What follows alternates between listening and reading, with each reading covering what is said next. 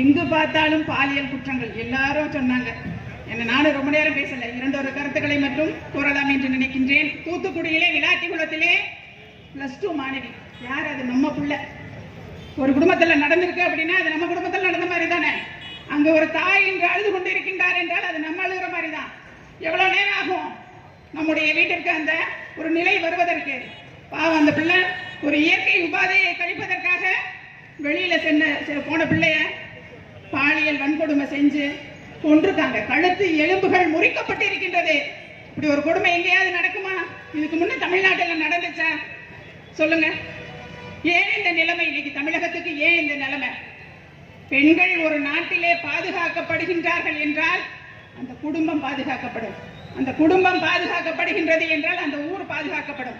இந்த ஊரை பாதுகாப்பா இருக்கு அப்படின்னா அந்த நாடு பாதுகாப்பாக இருக்கும். இன்று நிலைமை ஒரு பெண் குழந்தைக்கு கூட பாதுகாப்பா இல்லாத சூழ்நிலையில நாடு நாசமா போயிருச்சு. இதை காப்பாற்ற வேண்டிய பொறுப்பு யாருக்கு இருக்கு? நமக்கு இருக்கு. அதற்கான வாய்ப்பு என்ன? இந்த தேர்தல். எங்கு பார்த்தாலும் பாலியல் வன்கொடுமை. 2 வயசு குழந்தை, 4 வயசு குழந்தை, 8வது படிக்கக்கூடிய குழந்தைய பள்ளிக்கூடத்துல 4 ஆசிரியர்கள் சேர்ந்து கூட்டு பாலியல் வன்கொடுமை.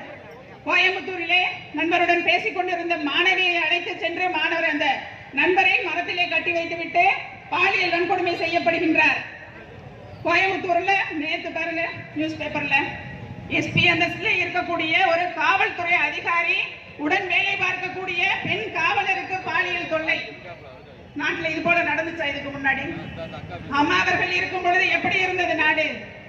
எங்கேயாவது இப்படி நடந்திருக்குமா? அப்படி நடந்திருந்தாலும் ஏதோ 1, 2, 5 வருஷத்துல ஒரு நிகழ்வு நடந்திருந்தாலும் உடனே என்கவுண்டர் பண்ணாங்களா இல்லையா? அம்மா கோயம்புத்தூர்ல ஒரு பள்ளி குழந்தைகளுக்கு இதுபோல ஒரு அநீதி இழைக்கப்பட்ட பொழுது 2 நாட்களிலே என்கவுண்டர் செய்து அந்த குற்றவாளிகளை கொன்றவர் புரட்சி தலைவி அம்மா அவர்கள். அதுபோல சட்டம் கடுமையாக்கப்பட வேண்டும். குற்றம் நடைபெறுது, அதற்கு அரசுடைய வேலை என்ன? சட்டங்கள் கடுமையாக்கப்பட வேண்டும், தண்டனை உடனுக்குடன் கிடைக்கப்பெற வேண்டும். அப்பதான் அடுத்து குற்றம் செய்வதற்கு எவனுக்கும் மனசுல ஒரு பயம் வரும். ஆனா இந்த ஆட்சியில யாருக்கும் பயம் கிடையாது. காவல்துறையின் மீது எந்த பயமும் இல்லாததுதான். போதைப் பொருட்கள் பெருகிவிட்டதுதான் இதற்கு காரணமாக இருக்கிறது. பீகார்ல இருந்து வட மாநிலத்திலிருந்து வந்த ஒரு தொழிலாளருடைய குடும்பம் என்னாச்சு? 24 வயசு அந்த பையனுக்கு. 24 வயசு பையன் அந்த தொழிலாளிக்கு, வடமாநில தொழிலாளி. இங்க வந்து மனைவியோடு குழந்தையோடு 2 வயது ஆண் குழந்தையோடு பணிக்கு வந்த அந்த தொழிலாளருடைய நிலைமை, அவனை கண்ணதுண்டமா வெட்டி போட்டு அந்த மனைவியை பாலியல் வன்கொடுமை செஞ்சு அந்த குழந்தைய செவத்தில் அடிச்சு கொண்டிருக்கிறானுங்க. இதெல்லாம் நம்ம சொல்ல முடியுமா? வயிறு எரியுது. இன்னைக்கு ஏன் நம்ம கூட இருக்கிறோம்? இந்த அவலங்களை பற்றி நம்ம நினைச்சு பார்க்கணும். மறந்துடுவோம். மக்களுடைய மனநிலை என்ன? நம்மளாம் மறந்துடுவோம், எல்லாத்தையுமே மறந்துடுவோம். ஆனா இந்த ஆட்சி ஒழிக்கப்பட வேண்டும். பெண்களுடைய பாதுகாப்பு மேம்படுத்தப்பட வேண்டும். இதற்கு ஒரே காரணம் திமுக ஆட்சி. ஸ்டாலினுடைய கையாலாகாதத்தனம், பொம்மை முதலமைச்சருடைய ஆட்சியை நிர்வாகம் செய்ய தெரியாத ஒரே காரணம் தான் இதற்கு எல்லாத்துக்குமே காரணம்.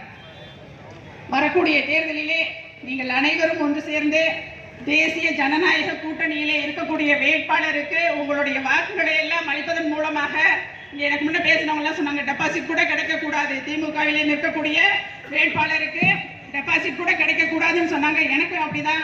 என்னன்னா எனக்கு வந்து எங்களுக்கும் திமுகவுக்குலாம் போட்டி இல்லை, எங்களுக்குள்ள தான் போட்டி. என்ன போட்டி? பரமக்குடியில நிற்கிற வேட்பாளர் முதுகுளத்தூர்ல நிற்கிற வேட்பாளரோட அதிகமான ஓட்டு விஷயத்துல ஜெயிக்கணும். திருவோணையில் நிற்கக்கூடிய வேட்பாளர் ராமநாதபுரத்தில் நிற்கக்கூடிய வேட்பாளரோட அதிக வாக்கு வித்தியாசத்துல ஜெயிக்கணும். எங்களுக்குள்ள தான் போட்டி. எங்க போட்டியில திமுக இல்ல.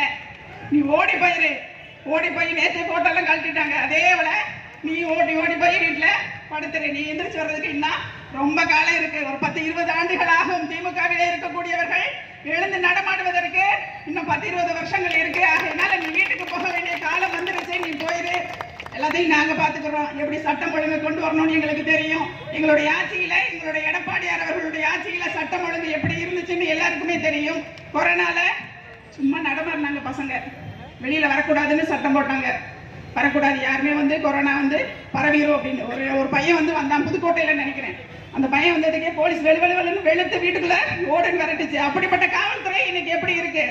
அதே போல ஒரு சட்டம் ஒழுங்கை பாதுகாக்கக்கூடிய ஒரு காவல்துறையை நிர்வகிக்கக்கூடிய எடப்பாடியார் அவர்கள் முதலமைச்சராக வரக்கூடிய நாள் வெகு விரைவிலேயே இருக்கின்றது என்பதை கூறி இங்கே வந்திருக்க